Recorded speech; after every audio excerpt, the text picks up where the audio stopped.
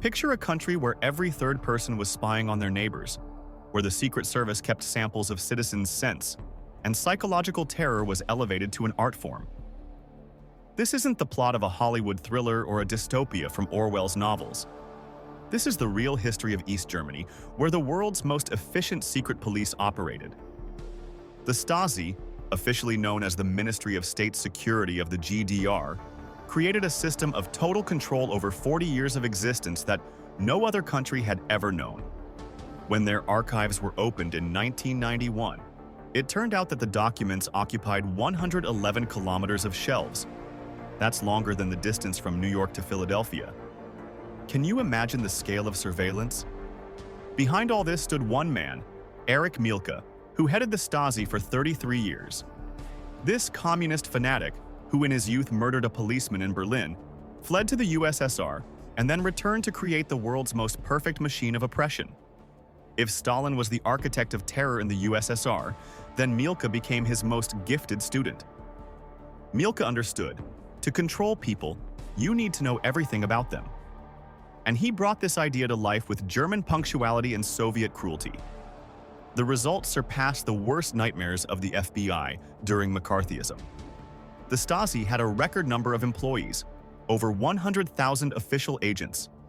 That's more than the CIA and FBI combined at the height of the Cold War. But the truly terrifying figure is different. Up to 2 million informants among ordinary citizens. This meant that every sixth adult resident of the GDR worked for the secret police. Your neighbor, colleague, even a family member could be reporting on you. Maintaining this army of spies cost 3 billion marks annually, an astronomical sum for a country with a 17 million population. That's roughly the same amount the American government spent on the entire Apollo program per year. Only instead of flying to the moon, the communists invested money in spying on their own citizens. Mielke repeated this phrase like a mantra, and it became the foundation of Stasi operations. Unlike the American approach where the FBI focused on specific suspects, the German communists collected absolutely everything about everyone: who meets with whom, what they read, what they buy, even what jokes they tell. They opened a file on every citizen, recording the smallest details of life. The average file contained 800 pages. That's longer than the novel War and Peace. And on some dissidents, they accumulated dozens of volumes of information. But the most terrifying thing was the methods they used to collect information. The Stasi intercepted millions of letters annually and checked 25 million packages. Imagine, every letter you sent or received was read by strangers. This made correspondence in the GDR less private than Facebook posts today. Agents searched through garbage cans for remains of Western food. This indicated contacts with the hostile West. If they found packaging from Coca-Cola or a Snickers bar, it immediately went into your file as evidence of ideological instability. The Stasi was a pioneer in using technology for surveillance, even ahead of American intelligence services. They created a unique system called Geruchsproben, collecting samples of people's scents.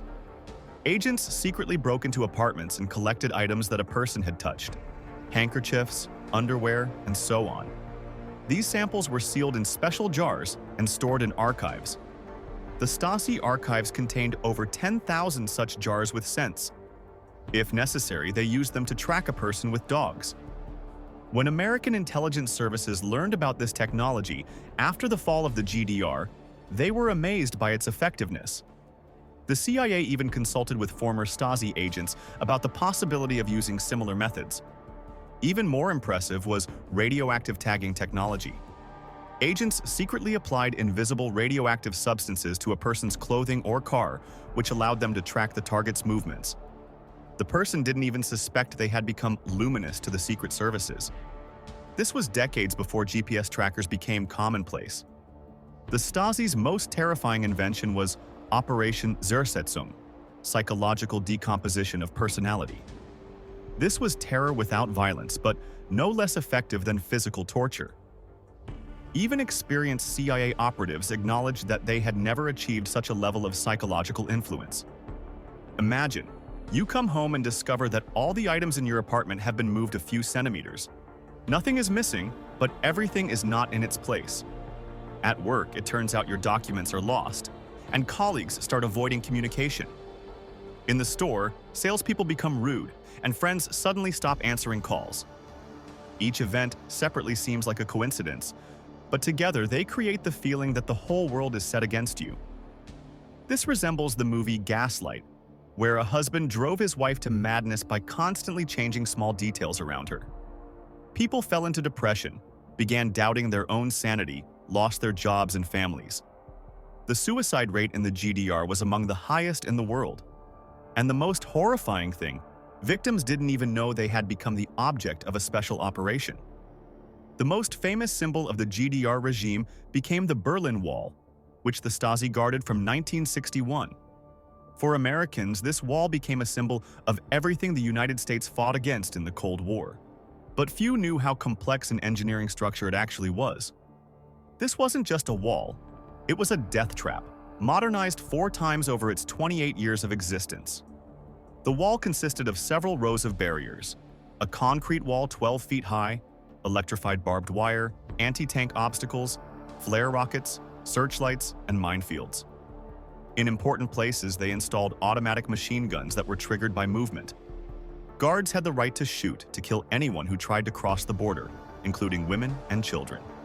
According to official data, 172 people died trying to escape to the west during the wall's 28 years of existence. But the real figure is probably much higher. Many bodies simply disappeared without a trace. At the same time, 5,000 people still managed to escape. They hid in car trunks, dug tunnels, flew on homemade hot air balloons, even disguised themselves as Soviet officers. One family even built a homemade submarine and sailed across the Baltic Sea to Denmark. Each successful escape was a defeat for the Stasi, and they constantly improved the security system. American engineers later acknowledged that the Berlin Wall was the most perfect border control system in history. The Stasi's activities weren't limited to the GDR.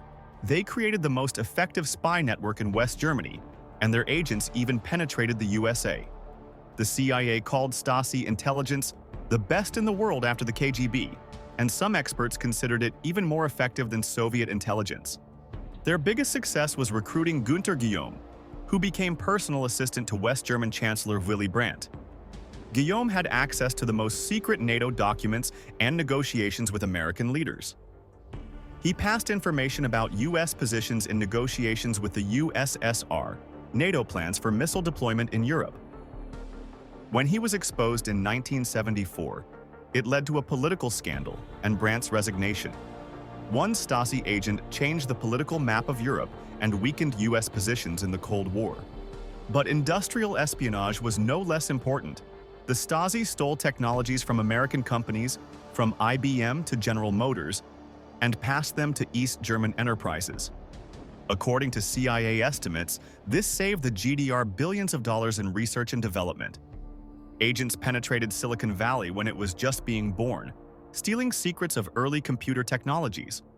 Some experts believe that without this espionage, the GDR couldn't have competed economically with the West for so long. One of the most horrifying aspects of Stasi activities, which especially shocked the American public, was the use of children.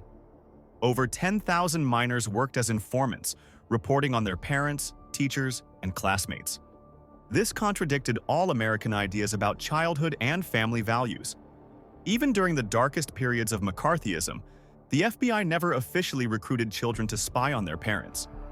Children were recruited through pioneer organizations, sports clubs, even church groups.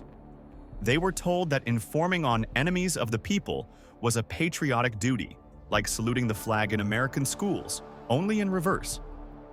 The cases where children informed on their own parents were horrifying. 12-year-old Monica Gartman reported on her father for listening to Radio Free Europe, an American radio station. The father received 5 years in prison, the family fell apart, and the girl was left with guilt for the rest of her life. The Stasi possessed technologies that for their time looked like scenes from a science fiction movie. Back in the 1970s, when most countries couldn't even imagine the scale of the future digital revolution, East Germany already had a working centralized computer data processing system that was decades ahead of its Western competitors. This gigantic mainframe, developed in the GDR, was connected to a network of departmental terminals and collected data from multiple sources: passport offices, bank branches, telephone stations, post offices, hospitals, universities, and even stores. Each citizen had their own digital shadow in the database, a file that was constantly updated. The system could do what we would today call big data analytics. It automatically found hidden connections, identified patterns and anomalies in people's behavior. For example, if several people, officially unknown to each other, bought train tickets to the same city, or a group of residents of a certain district suddenly stopped attending church, the computer considered this suspicious and immediately sent a signal to operatives. Such an algorithm actually allowed predicting potential conspiracies or acts of disobedience even before they occurred. Separate Stasi units could compile data from different regions of the country into one file within minutes. This was especially effective during large mass events or periods of political tension. Analysts could build complex social graphs, maps of connections between people, showing who contacts whom, who is the center of the network, and who is just a peripheral figure. CIA and National Security Agency specialists acknowledged that even they in the 1980s had nothing similar. Their databases were fragmented, and automatic analysis capabilities were very limited. Only in the mid-1990s did the US begin implementing tools that could approach the level of integration and analytics that had been working in the GDR for 20 years. In fact, the Stasi created a prototype of modern big data systems long before this term appeared. And the most terrifying thing, this technology was developed not for economics or science, but exclusively for controlling their own citizens, turning every step they took into a digital trace in an all-seeing archive. Few people realize how far the Stasi network extended. It wasn't limited to Europe alone. East German intelligence had their people even in the heart of the USA, and these weren't classic spies from Cold War novels. Working undercover were journalists from major American and international publications, businessmen who traveled with official delegations, as well as exchange students who at first glance would be hard to suspect of connections with communist intelligence services. The main goal of these agents was to gather maximally detailed information about Washington's policy toward East Germany, as well as NATO's strategic plans. Information about Western European defense was especially valuable, since in case of war, this intelligence could help the Warsaw Pact act several steps ahead. One of the Stasi's most successful operations looked like a spy thriller plot. East German intelligence managed to reach a secretary at the Pentagon who was of German origin. Using personal sympathies, ideological influence, and small financial incentives, they convinced her to cooperate. The woman transmitted copies of secret documents for years, including detailed maps of American troop deployment and a defense plan for Western Europe in case of Soviet invasion. Her activities remained unnoticed until 1985, when one of the Stasi agents, fearing exposure, voluntarily surrendered to American intelligence services and exposed the network. But Stasi work in the USA wasn't limited to gathering military information. A significant portion of efforts was directed towards so-called active measures, covert operations to influence public opinion. During the Vietnam War, the GDR Secret Service financed and supported anti-war organizations in the USA. Money came through a complex network of front people and non-governmental funds to hide their true origin. Not all protest participants understood that part of the funds used to pay for transportation, printing leaflets, or renting sound equipment simply came from East Berlin. The goal of these operations was twofold. On one hand, to undermine public support for the war in the USA and weaken the American government's position. On the other hand, to create an atmosphere of distrust and internal division in American society. For Stasi leadership, this was an ideal example of how to damage an enemy without drawing a single bullet from its holster. The Stasi created something incomprehensible to the American mentality in the GDR, a society of total distrust. In the USA, even during McCarthyism, there were limits to how deeply the state could interfere in private life. In East Germany, there were no such limits at all. People were afraid to talk even with their closest friends. Spouses suspected each other of collaborating with intelligence services. Parents didn't trust their own children. This was the antithesis of the American dream of freedom and open society. The most terrifying thing was that the system worked not only through fear, but also through convinced supporters. Many people sincerely believed that informing helped build a just society. They saw themselves as patriots, like Americans who reported communists during the Cold War, only in reverse. Maintaining the giant Stasi apparatus became not just a large, but an unbearable financial burden for the GDR. This was one of the most expensive intelligence services in history, and, unlike many others, it worked almost exclusively against its own population. Spending on the Ministry of State Security exceeded the combined financing of education and healthcare. In other words, the state invested more money in spying on teachers, doctors, and students than in training personnel or treating the sick. For comparison, in the USA at the height of the Cold War, the CIA budget was less than 1% of GDP. And this was while the states were conducting a global confrontation with the USSR, maintaining bases around the world, and financing large-scale operations abroad. In East Germany, the Stasi devoured over 5% of GDP. That is, every 20th mark earned by the country went not to development, not to infrastructure, not to social programs, but to maintaining an army of agents, wiretapping phones, and compiling files on citizens. The scale of financing was so large that there was one full-time Stasi employee for every 166 residents of the GDR, and if unofficial informants are included, control became almost complete. The losses to the economy were colossal.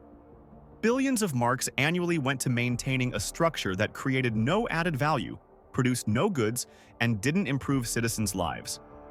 Economists who studied the GDR's financial policy concluded, if these resources had been directed toward modernizing industry, technological updating of enterprises, and infrastructure development, East Germany could have become one of Europe's leading economies, competed with West Germany, and even surpassed some Western countries in standard of living. But the political leadership chose a different path: total control instead of development. As a result, by the end of the 1980s, the GDR's economy was suffocating from inefficiency and chronic shortages.